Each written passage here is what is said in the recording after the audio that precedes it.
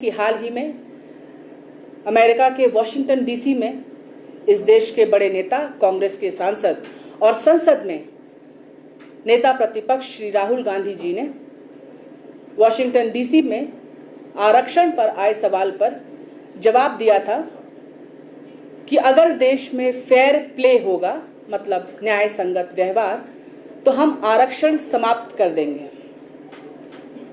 बहुत चौंकाने या आश्चर्य करने वाले इसमें कोई भी विषय नहीं है, क्योंकि राहुल गांधी का एक इतिहास है।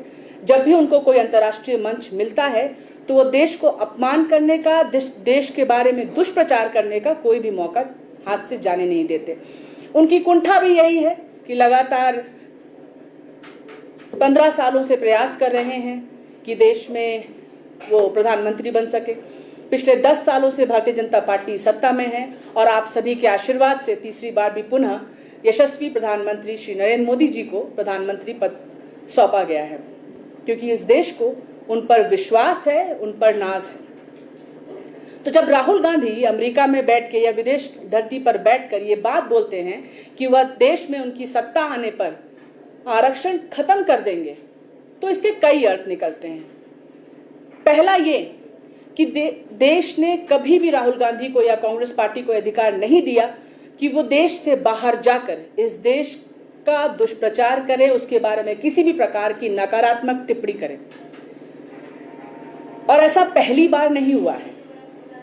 हम भारतीय जनता पार्टी अपने आप को देशभक्त कहते हैं, क्योंकि हमारे किसी नेता कार्यकर्ता ने कभी भी देश के अपमान के लिए कोई शब्द भी नहीं कहा।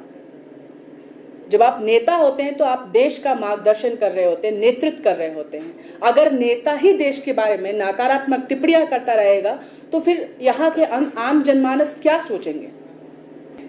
आप नेता प्रतिपक्ष में है, कांग्रेस पार्टी और पूरा इंडिया अलायंस इस समय विपक्ष में है, तो आपके पास संवैधानिक अधिकार है कि आप भारतीय जनता पार्टी का विरोध करें, उसके खिलाफ प्रदर्शन करें, उसकी निंदा करें, या देश को सुधारने में, बेहतर करने में अगर कोई संशोधन कर सकते हैं उसके बारे में टिप्पणी करें, उसकी विवेचना करें, तो उसका हम स्वागत करते हैं। और यही एक राष्ट्रभक्त को करना भी चाहिए, और ये हम देश के अंदर बैठ के कर सकते हैं। लेकिन जब भी किसी अंतर्राष्ट्रीय मंच पे अवसर मिले तो वहां पर देश के बारे में नेगेटिव कोई भी बात करने का अधिकार इस देश ने नहीं किया, और सवाल देश को पूछना चाहिए। दूसरी बात कि आरक्षण खत्म करने वाले आप कौन होते हैं? क्या जानते हैं आप समाज को?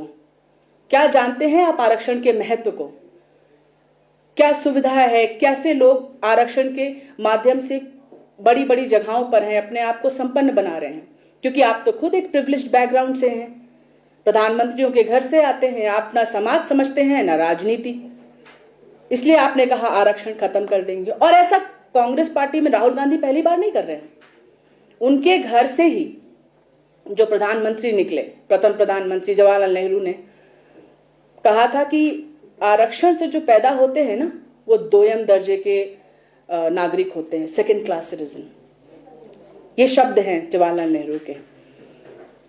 उन्होंने खुद पिछड़े वर्गों की जो रिपोर्ट थी, उनको जो आरक्षण देने की बात थी, उसको स्वयं खारिज किया था।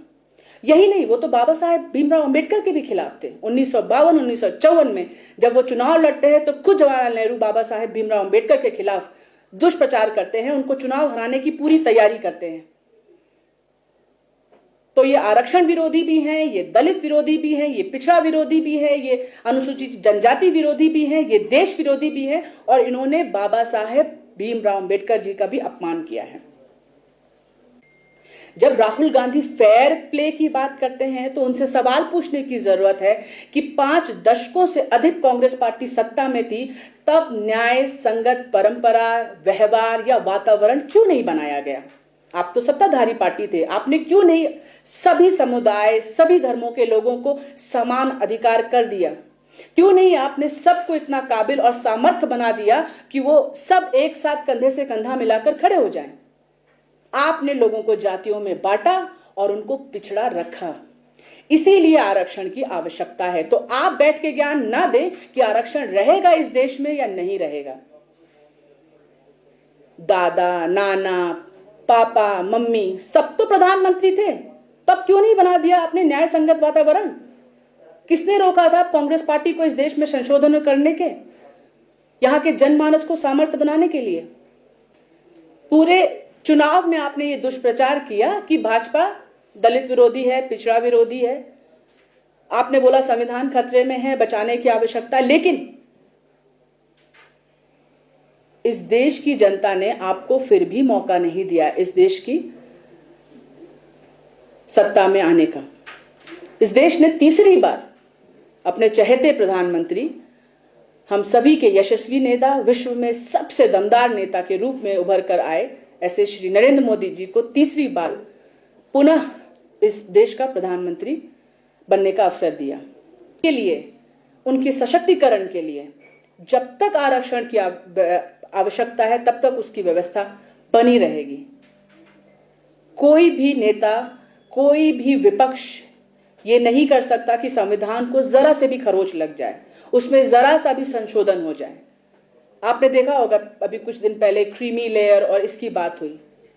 हमारे राष्ट्रीय नेताओं की, हमारे प्रधानमंत्री का एक ही बात थी कि संविधान में कोई संशोधन नहीं होगा, जब तक आवश्यकता होगी तब तक हम आवश्यकता की सुविधा, आरक्षण की सुविधा का लाभ देते रहेंगे।